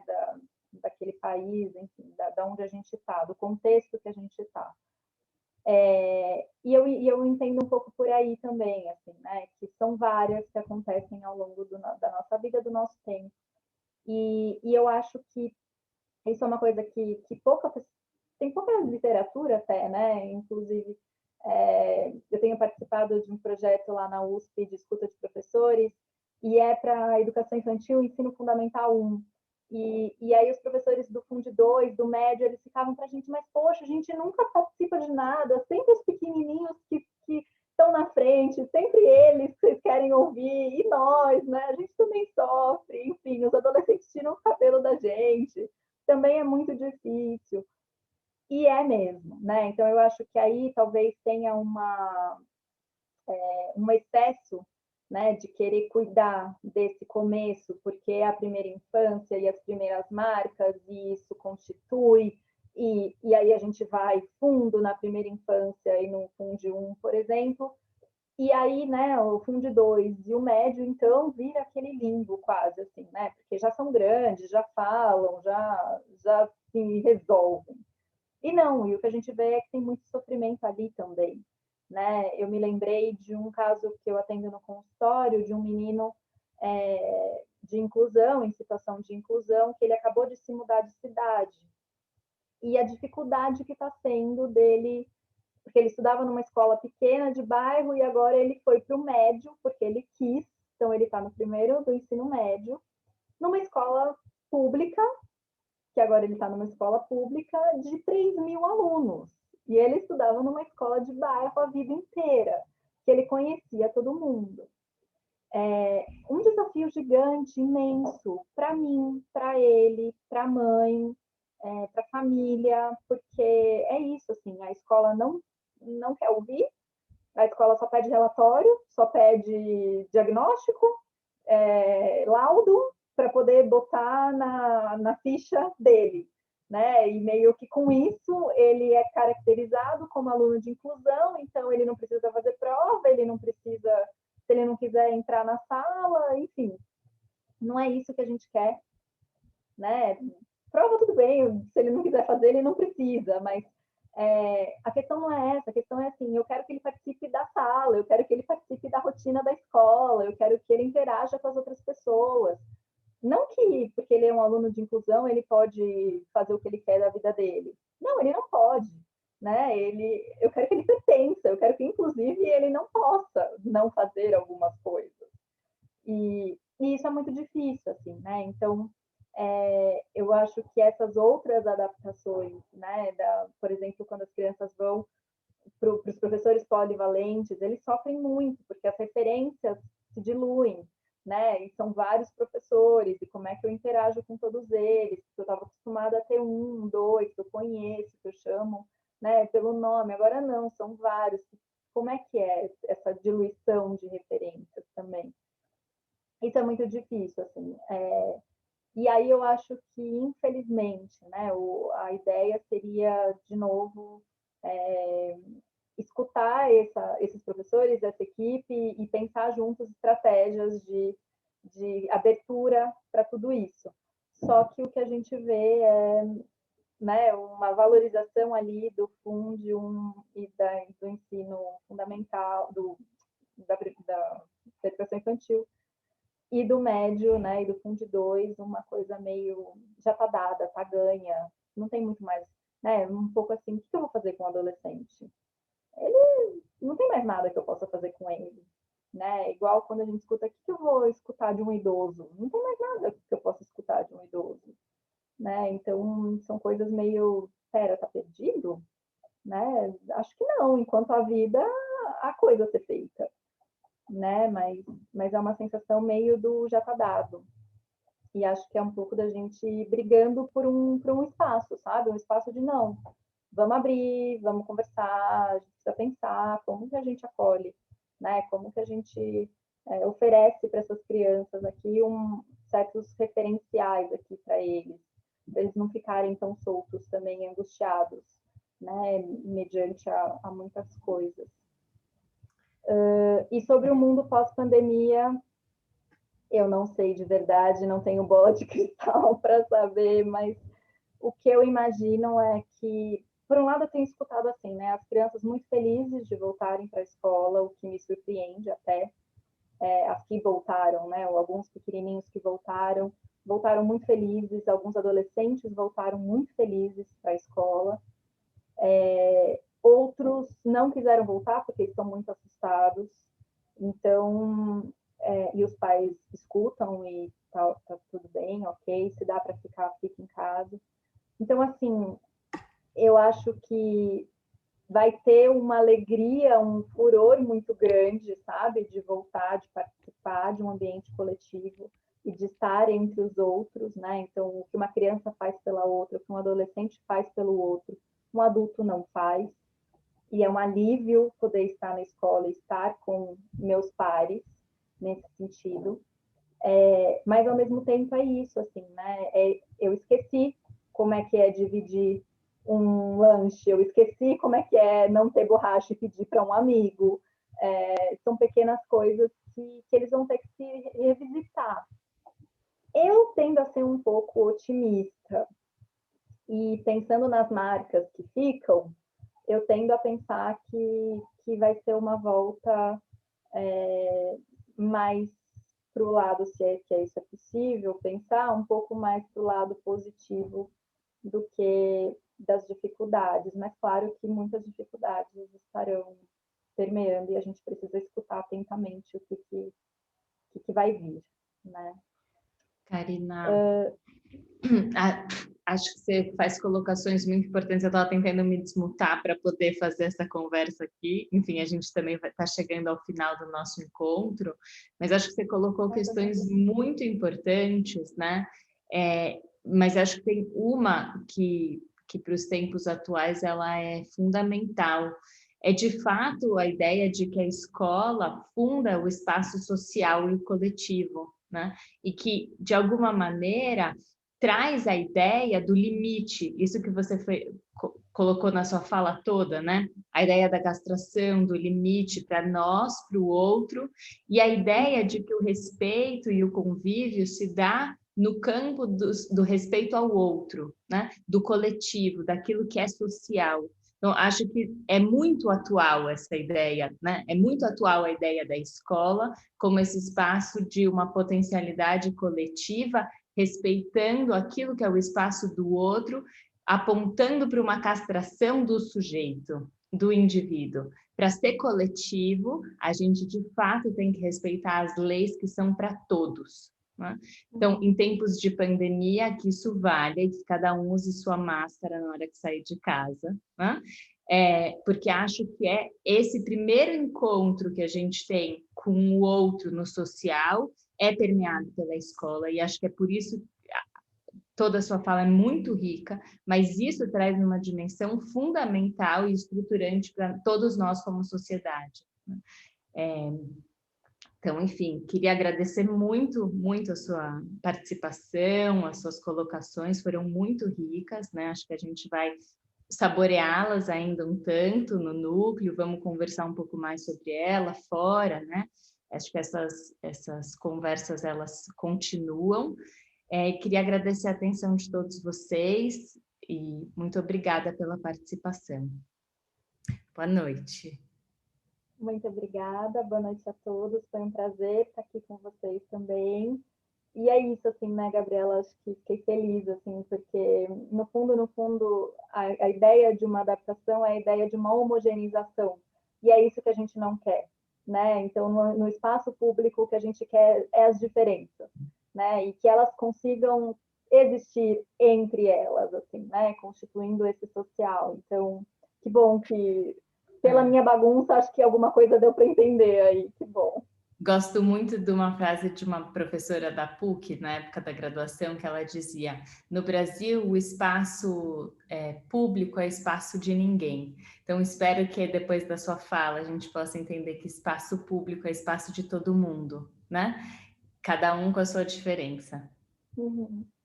É isso. Obrigada. Boa noite a todos. Boa Foi um noite. prazer estar aqui. Eu liberei o microfone de todos para que eles possam se despedir também, tá ok? Obrigada, Sandra. Obrigada, Karina. Foi ótimo. Obrigada. Muito obrigado, Karina. Obrigada, Karina. Boa noite. Obrigada. Boa noite. Boa noite. Obrigada. Obrigada.